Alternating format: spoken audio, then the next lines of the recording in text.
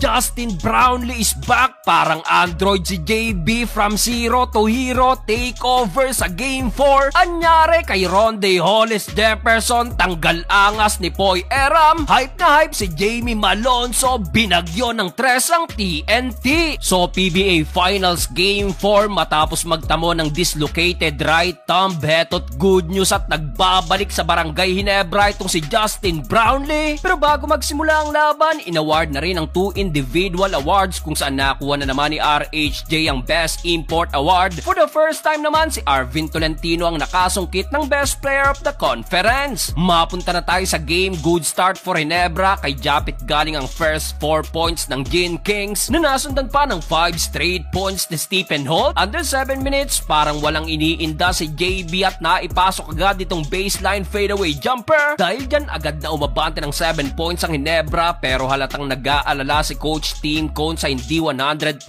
healthy na si JB. After nyan, dahil sa total team effort na itabla agad ng TNT ang talaan sa all 14. Buti na lang at off the bench, mainit si Jamie Malonzo na nagpakawala ng back-to-back 3-point shot. Tinirahan pa harap-harapan ni Brownlee si RHJ. Dahil sa counteran na yan, natapos ang unang quarter, umabanti pa ng 10 ang Ginebra, 31-21. Second quarter, Justin Brownlee na naman another mid-range jumper. Matapos nga lang yan, nakabawi agad ng 9 tutura ng TNT, including itong tough shot na ginawa ni RHJ. Pumasok pa itong over the backboard. Natunaw din agad ang lamang ng Ginebra kung saan naputol na lang yan ng mapa. Takeover na si Justin Brownlee. Grabe si JB, na dislocate ng right thumb pero same performance pa rin with already 13 points, shooting 6 of 7 sa field. Malaking tulong din kay JB si Malonzo na meron na ring 11 points, shooting perfect naman, 4 of 4 sa field, 3 dyan galing sa 3. Kaso kung anong init ang Ginebra sa labas, ganun din ang TNT. Kumanari ng back-to-back 3-pointer si Optana at RR Pugoy. Natapos ang first step, baba sa 4 ang lamang ng Ginebra, 53-49. Start of the third quarter, Justin Brownlee na naman another fadeaway jumper. Pahirapan na naman sa depensa ang magkabilang kupunan. Matapos yan, Calvin Optana ng giggle sa kanyang wing 3-pointer. Dito na misikal na rin si RR Pugoy. Bagsak si Scotty sa ginawa na to ni Pugoy. Matapos yan, tinulak pa ni RR sa play na to si Jamie Malonzo. Under 3 minutes, Kelly Williams finally binigay na sa TNT ang lamang sa kanyang wing 3-pointer. Pero tinding bawi ang ginawa ng Ginebra sa dulo, including itong baseline jumper ni JB at 200 dunk ni Japet Aguilar. Yun nga lang, nakapagpahabol ng buzzer beater 3-pointer si Optana. Baba sa 6 ang lamang ng Gin Kings. End of third period, 72-66. Fourth and final quarter, agad na napatawag ng timeout si Coach Tim Cone matapos ang dunk na to ni Poy Eram. Nag-angas na si Poy, 74-72. Matapos yan, bumawi agad si Japet. Pinagpagan depensa ni Eram sa kanyang end 1. Problema pa ng TNT, under 6 minutes, graduate na ang inabot ni Eram. Naging problema yan sa TNT at dito kinayod na ni JB at Japet ang painted area. Under 3 minutes, na-hype na si Malonzo matapos kumana ng bailout 3-pointer at dito na magana rin ang tambak sa double digit. Anyari kay RHJ, parang bumabato ng bricks this game, shooting 5 of 19 sa field. Mukhang nakakaramdam na ng pagod si Rondae sa huli. Abay, diniin pa ni Ahamnisi ang laban sa kanyang end 1 3-pointer. Panalo ang Ginebra, tablang series sa 2-2.